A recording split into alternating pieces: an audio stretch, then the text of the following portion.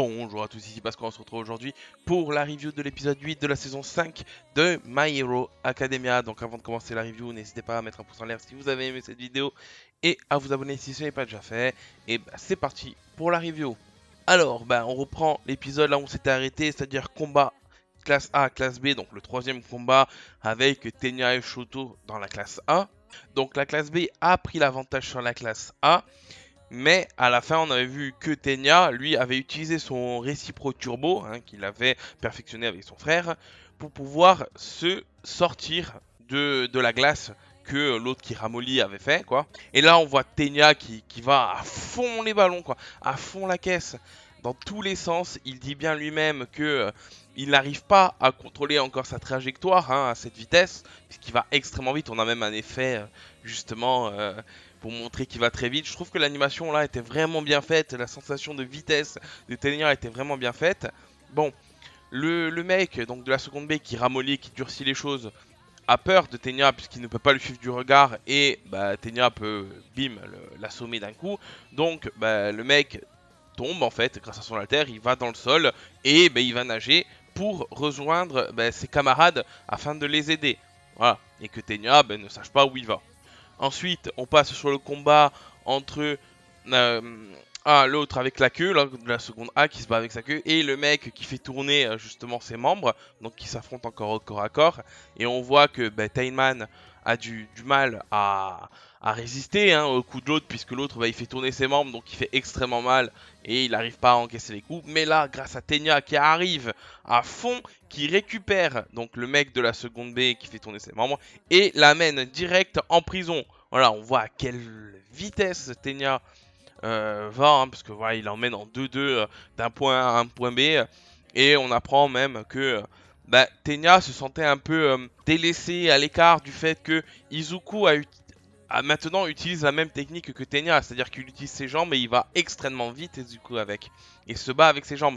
Et c'est vrai que Tenya, vu que Izuku avait le même style de combat que lui, il se sentait un peu mis, pas à l'écart, mais voilà, vous avez compris quoi. Il se sentait pas bien du fait que c'était plus trop son style de combat quoi, que Izuku avait repris. Et maintenant, grâce à cette nouvelle technique, il va beaucoup plus rapidement. Il a changé son style un peu de combat puisque il base tout sur la vitesse et non sur les coups de pied qu'il donne. En tout cas, pour le moment. Et il se concentre sur le fait d'amener les gens en prison et de sauver justement les gens. Pas de combattre les ennemis, mais plutôt de sauver et de protéger. Voilà. Donc on le verra aussi à la fin de l'épisode. Mais voilà, on voit vraiment que Tenya a changé de style, vraiment il s'est affirmé et il veut vraiment prendre la succession de son frère, donc Ding Yum. Donc ensuite on repasse sur le combat Shoto Tetsu Tetsu.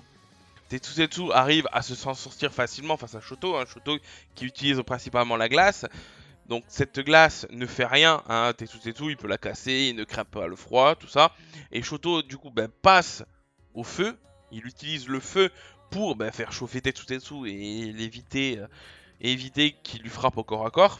Mais il se rend compte que Tetsu a subi un entraînement assez intensif pour faire en sorte que son métal résiste aux flammes. Ce qui fait que Tetsu résiste facilement aux flammes de Shoto et il arrive et le prend au corps à corps quoi.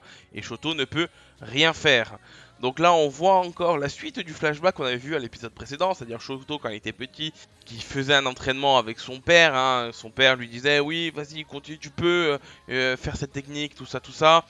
Et là on a la suite justement où il dit que Shoto a le potentiel d'avoir des flammes bien plus puissantes que lui, donc que Endeavor, donc le numéro 1, Shoto a le potentiel de fou et qu'il devrait apprendre cette technique et qui, voilà, donc une petite scène et Shoto se demande même pourquoi il repense à ça, mais justement on va le voir parce que Shoto, du coup en repensant à ça, s'énerve, en quelque sorte, en tout cas il a un déclic et augmente l'intensité de ses flammes encore plus, qui rend le terrain excessivement chaud puisque on voit que même les caméras à côté qui sont en train de filmer le combat Shoto Tetsu sont cassées quoi.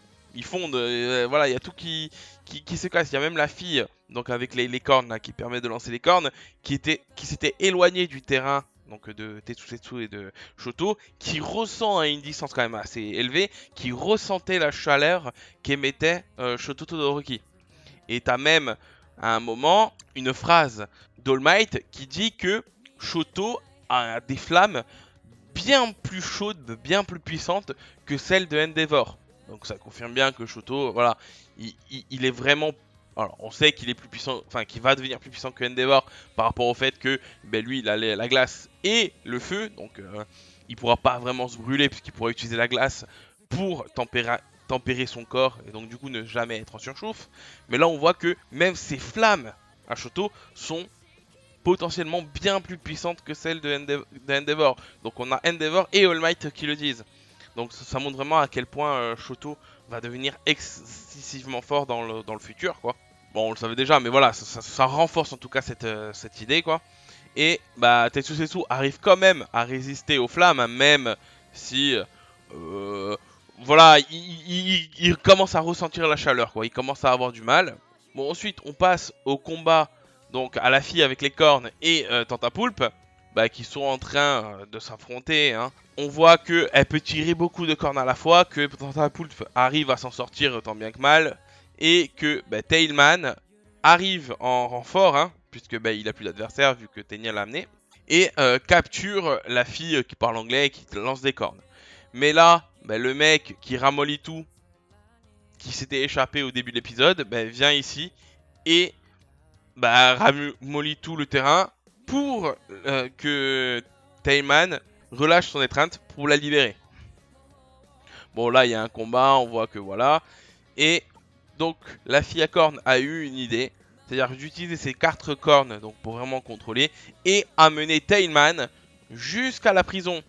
Donc, elle va dans sa propre prison avec Tailman. Ce qui fait que chaque équipe a un point en fait. Parce que un, ils ont capturé le mec qui fait tourner et l'autre, ils ont capturé Tailman. Voilà. Donc, un partout pour le moment entre l'équipe A et l'équipe B. Ensuite, on repasse au combat Shoto Tetsu. Là, on voit que bah, Shoto commence à perdre conscience parce qu'il commence lui aussi à avoir chaud, mais aussi à cause de tous les coups que Tetsu lui a mis. Et concentre toute la chaleur qu'il avait dispersée autour dans le terrain dans son poing et fait pour frapper Tetsu avec. Mais là, malheureusement, le mec qui ramollit tout, ramollit le sol sous Shoto et du coup, Shoto ne peut pas tirer justement, enfin en tout cas attaquer avec son poing et tombe dans les pommes ainsi que Tetsu. Mais là, Tenya arrive à fond et donne un coup en fait derrière la tête au mec qui ramollit tout pour l'assommer, récupère Shoto Todoroki et l'amène le plus loin possible des combats parce qu'il est évanoui de toute façon Shoto, donc il amène le plus loin possible. Donc c'est là où j'avais dit que maintenant Tenya se concentre sur capturer et sauver. Mais pendant que Tenya amène Shoto loin, le mec qui ramollit, qui est en train de perdre conscience, arrive quand même jusqu'à une grosse cuve, ramollit cette grosse cuve, et Tetsuzetsu il se lève, donne un coup de boule, tous les deux tombent dans les pommes, et cette grosse cuve est en train de tomber sur Tenya et Shoto. Mais malheureusement, Tenya ne court pas assez vite puisqu'il se fait prendre dans ce conteneur qui a été ramolli qui tombe sur Tenya. Mais Tenya a quand même l'esprit de lancer Shoto pour pas qu'il se fasse prendre lui aussi dans cette boue, on va dire. Hein. Voilà, je sais pas comment l'appeler, mais bon, voilà. Et pour le moment, tout est à 1 contre 1, quoi. Je veux dire 1 à 1 les points. Donc aucune des deux équipes a gagné pour le moment, c'est égalité. Et là, la fille qui a des cornes, justement, avec ses cornes, récupère ses 2 camarades qui sont justement dans les vapes, c'est-à-dire Tetsusetsu et le mec qui ramollit. Et ensuite, avec 2 de ses cornes, elle vole, parce que grâce à ses cornes, elle peut voler. Très intéressant comme technique. Et elle récupère quand même Shoto, parce qu'elle a l'envie d'amener Shoto jusqu'à la prison pour gagner la manche, justement, 2 à 1, quoi. Mais Tantapoulpe, qui est toujours après elle, court après elle, et elle ne peut pas échapper à Tantapoulpe, elle ne pourra pas amener Shoto en prison. Du coup, elle décide de voler dans les airs et d'attendre la fin du chrono pour que le match soit à égalité. Et c'est ce qui arrive, hein, match à égalité. Ce qui fait que la classe A a gagné un match, la classe B a gagné un match et un match égalité. Ça fait que pour le moment, entre 3 matchs, classe A, classe B sont à égalité. Voilà. Donc bah, le prochain combat risque de départager les choses, hein, puisque le prochain combat ça sera Bakugo, en tout cas l'équipe de Bakugo. Voilà. Donc ensuite, à la fin, hein, ben, on retrouve tous nos camarades à l'infirmerie, hein, que Recovery Girl soigne. Et on voit Tenya qui dit justement qu'il n'est pas encore assez rapide pour pouvoir sauver les gens.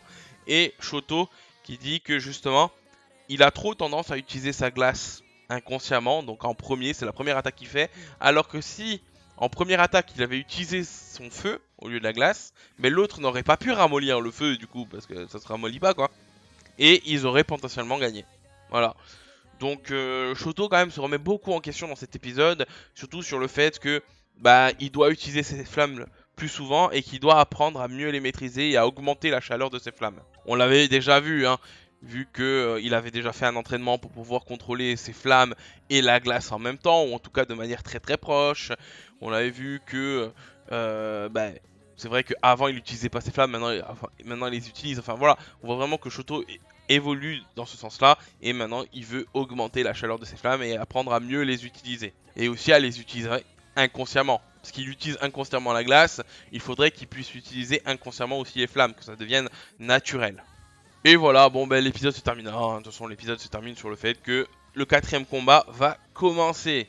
Et que dans l'équipe adverse, il y a une fille a été admise en seconde B par recommandation et que apparemment Bakugo devra faire attention à elle. Donc à voir ce qui va arriver. Mais bon, voilà. En tout cas, épisode très sympathique. Donc mon avis, hein, je viens juste de le donner. Mais bon, voilà, vraiment l'épisode, j'ai vraiment bien aimé. L'animation, mais franchement, l'animation au début avec Tenya qui fonce, mais j'ai trouvé ça juste magnifique. Franchement, c'est génial. Ça montre à quel point Tenya va vite. On voit que Tenya a vraiment évolué dans son sens du héros, comment il veut devenir un héros, où il veut se diriger. On voit aussi que Shoto a évolué, hein, puisque maintenant il veut utiliser ses flammes plus intensément et de manière plus naturelle. Voilà, franchement, c'est vraiment les deux personnages qui ont été vraiment mis en avant dans cet épisode. Après, il y a aussi la seconde B. La seconde B a quand même été mise en avant. Ça, c'était plaisant de voir aussi les alters des secondes B évoluer.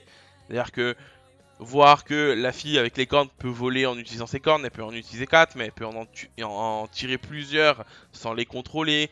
Que le mec qui fait tourbillonner peut se tourbillonner aussi tout le corps, ou qu'un membre, et qui fait extrêmement mal, puisque même Tailman n'arrive pas à résister, il commençait à souffrir du combat.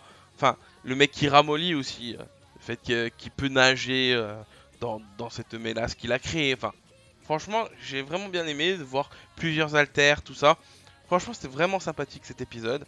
Donc voilà, j'ai hâte de voir le prochain. Le prochain avec Bakugo, voir ce qu'il va nous réserver, hein, ce petit Bakugo. Donc voilà pour l'épisode. Donc n'hésitez pas à me dire en commentaire ce que vous avez pensé de ce 8ème épisode de My Hero Academia. Et moi je vous dis merci et à la prochaine pour d'autres vidéos. Allez, ciao.